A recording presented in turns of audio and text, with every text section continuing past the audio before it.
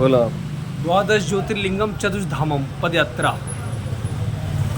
हनुमान जी के जन्म दिवस पर पिछले वर्ष आदेश हुआ था भगवान कृष्ण की जन्माष्टमी के दिन 12 ज्योतिर्लिंग और 4 धाम की पदयात्रा करनी है। मानचित्र पहले ही बन चुका था, जिम्मेदारी थी किस रास्ते से किधर जाना है, लेकिन दिन नहीं मालूम था, तो जन्माष्टमी निश्चित हुआ। लखनऊ से मैं चला ट्रेन से, द्वारका पहुंचा। द्वारका से मैं नागेश्वर ज्योतिर्लिंग गया। 6 सितंबर जन्माष्टमी के दिन नागेश्वर ज्योतिर्लिंग 16 किलोमीटर चलते हुए द्वारका आए। और पंचांग के अनुसार जो जन्माष्टमी थी वो 6 सितंबर 2023 के बजाय 7 सितंबर 2023 में हुई। तो जन्माष्टमी मनाई मैंने द्वारका धाम में। फिर वहाँ से चलते हुए गुजरात में दूसरा ज्योतिर्लिंग है सोमनाथ, वहाँ दर्शन करें।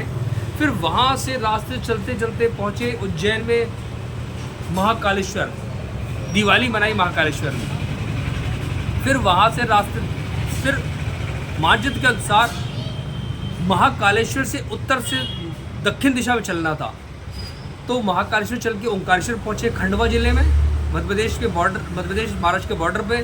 फिर महाराष्ट्र में एंट्री करी, अजंता गुफा देखी, एलोरा गुफा पहुँचे। एलोरा गुफा के पास ही घृष्णेश्वर ज्योतिर्लिंग है, और जो जिले का नाम पहले औरंगाबाद था उसका नाम बदल के छत्रपति संभाजी नगर हो गया है।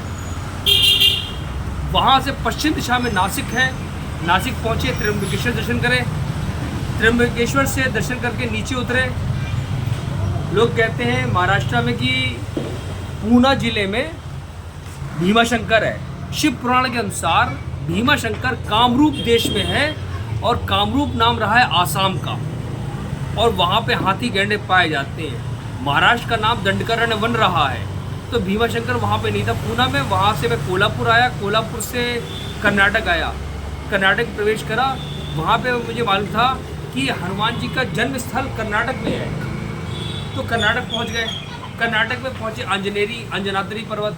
फिर वहाँ पे तुंगभद्रा नदी इस तरफ है, और दूसरी तरफ जो है हम्पी सरोवर, हम्पी है विजयनगर साम्राज्य का बहुत ही अमूल्य धरोहर। फिर वहाँ से कर्नाटक चलते हुए बेंगलोर आए, बेंगलोर से तमिलनाडु में एंट्री करी 11 फरवरी 2024 में। फिर यहाँ से मदुरई से होते हुए रामेश्वरम पहुँच गए। रामेश्वरम में दर्शन करें। अब तक 7 ज्योतिर्लिंगों के दर्शन हो चुके हैं। अब जो रामेश्वरम से एक सीधी लकीर जाती है, वो खड़ी होती है तिरुचिरापल्ली, तिरुवन्नामलई, वेलूर का किला पार करो, तिरुपति बालाजी, तिरुमाला। उसके बाद फिर ज्योतिर्लिंग आता मल्लिकार्जुन। श्री शैलम पर्वत का नाम है, लोग ज़्यादातर श्री शैलम कहते हैं, जबकि श्री शैलम जो है वहाँ पे मल्लिकार्जुन ज्योतिर्लिंग है।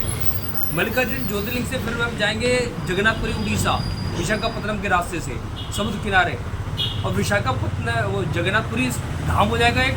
तो इस प्रकार से 2 धाम हो गए, द्वारका धाम, रामेश्वर ज्योतिर्लिंग और धाम दोनों हैं, तो 2 धाम हो गए, 7 ज्योतिर्लिंग हो गए। अब 8वां ज्योतिर्लिंग मेरा होगा पदयात्रा में मल्लिकार्जुन, आंध्र प्रदेश में। झारखंड में या बिहार का जो हिस्सा रहा है झारखंड, तो वहाँ पे देवघर में बैजनाथ ज्योतिर्लिंग है। वहाँ से सिलीगुड़ी होते हुए हम जाएंगे गुवाहाटी। भीमाशंकर ज्योतिर्लिंग जो है कामाख्या देवी मंदिर के पास है, ब्रह्मगिरी पर्वत पे। फिर वहाँ से वापस सिलीगुड़ी होते हुए नेपाल के रास्ते जाएंगे, पशुपतिनाथ दर्शन करते हुए काशी विश्वनाथ उत्तर प्रदेश में। फिर काशी विश्वनाथ से अयोध्या के रास्ते से होता हुआ मैं लखनऊ होता हुआ जाऊँगा केदारनाथ, बद्रीनाथ। 12 ज्योतिर्लिंग, 4 धाम इस प्रकार पूर्ण हो गए। अब तक 6 महीने हो चुके हैं, 6 सितंबर चलते हुए, और 4000 किलोमीटर आ चुका हूँ मैं चलते हुए। आपका नाम क्या है सर? सर मुझे राणा संग्राम सिंह उर्फ अनुपम भारती कहते हैं। यूट्यूब फेसबुक पे राणा संग्राम सिंह भारती आप लिखेंगे तो आपको यूट्यूब फेसबुक पे सब कुछ मिलेगा। कहाँ से सर? यूपी से ना? यूपी में वर्तमान में लखनऊ में रह रहा हूँ। वैसे मेरी जन्मस्थली जो है यूपी में शाहजहाँपुर ज़िला है। शाहजहाँपुर ज़िला इतिहास में बहुत मूल्यवान है।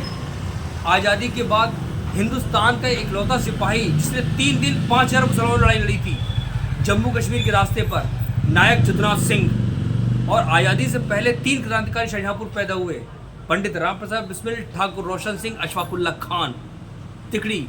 और उससे पहले 1857 के दर में अहमदुल्ला शाह को भी शाहजहाँपुर में वहाँ के राजा ने मारा था। और उससे पहले का इतिहास ये है कि शाहजहाँपुर का नाम परशुराम धाम रहा है। भगवान परशुराम का जन्म असल में वहाँ पे हुआ था। महर्षि जमदग्नि का आश्रम बना हुआ है शाहजहाँपुर ज़िले में, जनपद में, वो वास्तव में परशुराम धाम है, परशुरामपुर है। राम राम।